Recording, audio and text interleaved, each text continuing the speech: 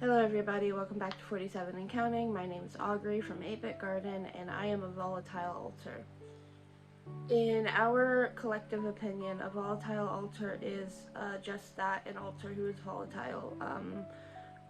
For one reason or another, for, many different revolving factors, this alter has reacted and tends to react in volatile ways, explosive ways, not always outward. I'm a very inwardly volatile alter.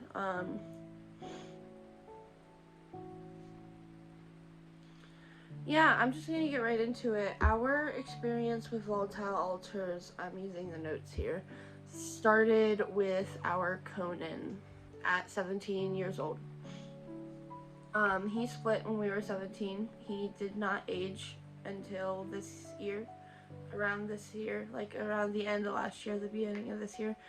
So he stayed 17 until recently. Which you'll find this coming up a lot, I'll have to remember to put trigger warnings at the beginning of the video. He was a suicide and self-harm ideation holder. He was a persecutor. He was definitely a BPD holder. So Conan was probably one of the most explosive outwardly alters that we have had. And that can be argued with about Remy, but we'll get into Remy. I'm gonna focus on Conan for now. He very much held this false belief that we were nothing but a burden and a pain to the people around us. And that's why we call all of these people that we're going to talk about persecutors and not prosecutors. To our knowledge, a prosecutor is someone who does not have the system's best interests at heart, and a persecutor is someone who does. That doesn't mean anyone is evil. It's a very complicated matter, but we haven't experienced prosecutors. Hopefully we never will. So there's that. Conan is actually the reason that we ended up in the psychiatric hospital in 2021. Without getting into too much detail, we were undergoing so much stress and abuse, and Conan had kind of reached his limit. Something that was happening at this point was we were an unknown system and a non-switching system for the most part. There was the host who we'll say Benji, because it was Benji at this point. He just wasn't going by Benji. It was Benji, the host, Conan, and Stephanie during like this specific part of our life, 2021, and that we knew of course. And Benji and Conan were kind of always at each other's throats, and Benji was scared and didn't want to follow through with Conan's plans, but Stephanie tried really hard to keep everyone together and not fighting, but we just didn't make that easy as a collective, I guess. I'm gonna move on from Conan because putting myself into that spot is making us really dissociative. I think I pretty much covered the basics of Conan. That was our first experience with a volatile alter. And I guess let me talk real quick about how we handled Conan. Which was, I feel like we've really streamlined the process since I feel bad that Conan was kind of the guinea pig in that, right? But he, at first it was just all fight back and fire with fire and persistence, which persistence is important, but everyone was being very pushy and kind of mean. People were, like I said, fighting fire with fire. But once I guess something important to mention is Conan did not choose his name. He is one of the only alters in the system who did not choose his name. This is usually a funny story. I don't think it is right now.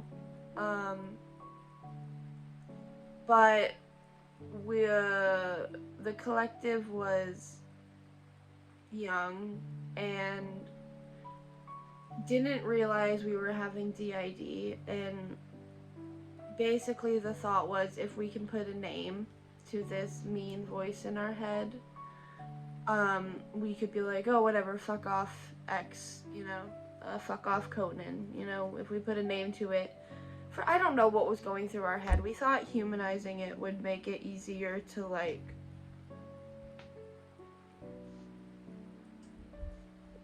I don't know what we thought. But we named him Conan because it means something rude. I don't remember. It means like evil person or something like that. Which he loves his name, to be clear. He really does. He thought about changing it for that reason, but he really doesn't think it bothers him, and I trust him on that. So yeah, we have since stopped doing things like that. We really try to meet alters where they're at and work with them and hear them is a big part of what bridged Conan from being a persecutor to an ex-persecutor. So he feels heard now. He doesn't even front very much anymore because he doesn't feel like he needs to. We have it handled, I guess. Hello, welcome back. It is still Augury, talking about the same shit. I just needed a break. I was dissociating pretty bad and very depersonalized, and the camera wasn't helping, so. Yeah, so we defined our personal definition. Bye, Molly Mug!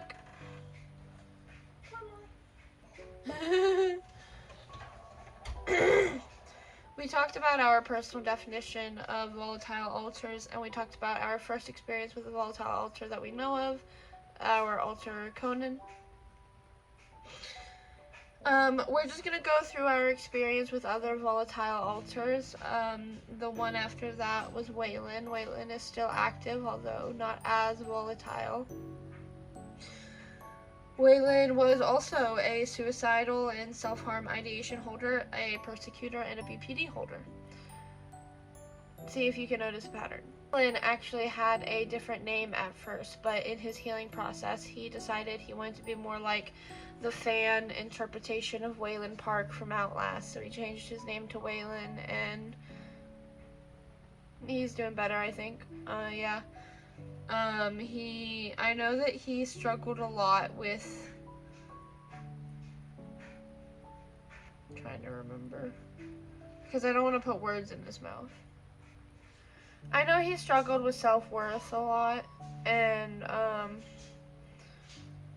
also, he just used to, like, constantly be, like, the bad mood alter, like, kind of how I am. Yup. Yeah, he was, like, the bad mood alter, like I said, kind of how I am now, and, he really grew out of that.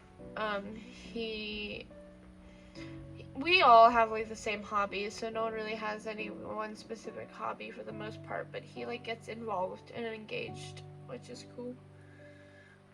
After Waylon, we have Remington, or Remy, who is a current persecutor who works very hard to keep herself reined in with the help of some others, like Stephanie, for example.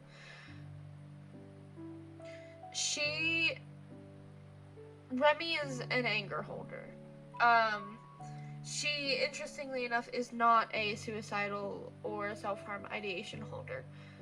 She is extremely protective of herself, of the body, of us, and she is protective to the point that it is at a detriment to us. Or at least she can be. Yeah, so she is definitely a BPD holder, but I feel that most of our alters are a BPD holder, and either they hold, like, the black and white thinking. You either hold this part of the black and white thinking or this part of the black and white thinking. We don't usually have alters who swap between them. Delilah is kind of an exception. Delilah is very much like one or the other. But for the most part, people tend to stick with their opinions and thoughts. And Remy sure does have some opinions and thoughts. I need to change this on. So after Remy, we have Pluto. Pluto is a persecutor, an anger holder, a trauma holder. Very similar to Remy. We think Pluto split off of Remy. Once again, not a suicidal and self-harm ideation holder that we've noticed. Well, not a suicidal ideation holder. Maybe a self-harm holder. Pluto holds mostly the anger over a specific trauma of ours, a recent trauma that happened in 2021, and he holds a lot of just remorseless rage, and he is a little bit volatile in the way where he wants to get his opinion out there, and you're gonna listen to him. He made a mistake with our sister at one point and was a little harsh, and that turned into a thing that it didn't need to. But bottom line is, he learned that he can't just come out, swinging. So, that being said, all of our alters have made some kind of progress. All of our persecutor alters have made some form of progress. Except for me. And it's not that dramatic. I named myself like a few days ago, maybe? So I haven't really had a lot of time to, find my footing, but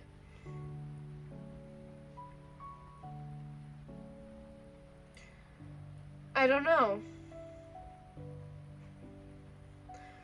My name is Augury. I'm 14 years old. I split when the body is 22. I'm a suicidal and self-harm ideation holder, a persecutor, and a BPD holder, as well as a trauma holder. I'm going to answer some of these questions I got from Instagram. How do you help/guide volatile alters? This is something that I have noticed being used on me, and something that I've heard others talk about. And it's all about patience. As the volatile alter, there's something our system partner does, right? We have BPD, obviously, and sometimes we can be kind of mean. And the thing is, our system partner doesn't, put up with it, But he also, this is what happens. We're talking, he says something, I say something, he says something, I say something kind of mean, and he, depending on the severity level, will usually either be like, hey, you're being a little mean, or he won't acknowledge it. And the reason he doesn't always acknowledge it is because sometimes, and if this doesn't happen, then he will acknowledge it, but sometimes I kind of notice it and correct it on my own. And I feel like that's the technique that my headmates are using with me, is I feel like that's the technique my headmates use on me, is, don't be too helicopter parent. But while that's true, it's also true that, sometimes alters need to be supervised. Sometimes people need to be supervised, I think that it makes sense. I haven't really needed to be supervised yet. I think I would be extremely uncomfortable if someone said that they think that that was necessary. But I also just wouldn't really make a big deal out of it, because I get it. So how to help or guide volatile alters is by being patient and letting them correct their own mistakes if they're willing to. If not, absolutely call them out for it, you know? But also, I guess, know your approach, because if you handled me how you handled Waylon, how you handled Remy, none of those wouldn't work, you know? Like, that's not gonna work for most of those people, and maybe work for one of them. They also asked, how do you experience volatile alters both as being one and from an outsider's perspective?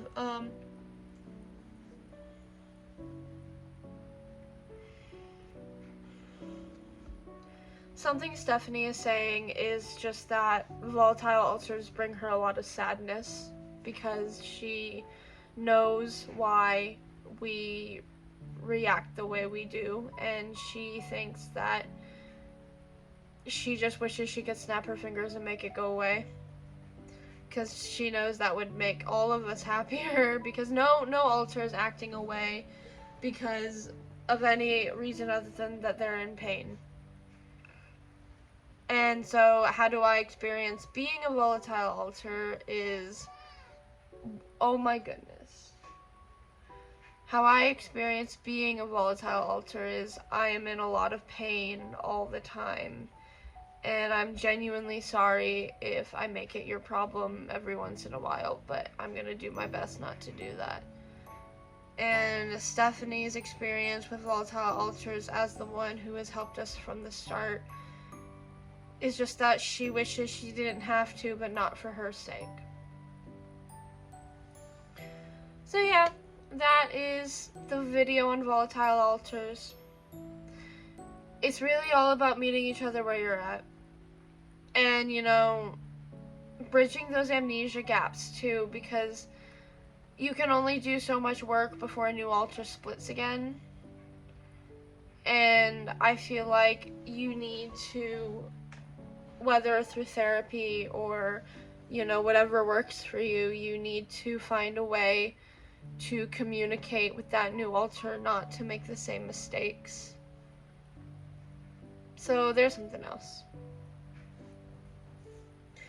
Anyway, I hope you enjoyed the video. If you want more of my little comfort videos on DID, videos and essays that I write and make in an effort to make people feel more seen, I have a Patreon. I'll link it in the description. And there's a $1 tier, so yep. Have a good day.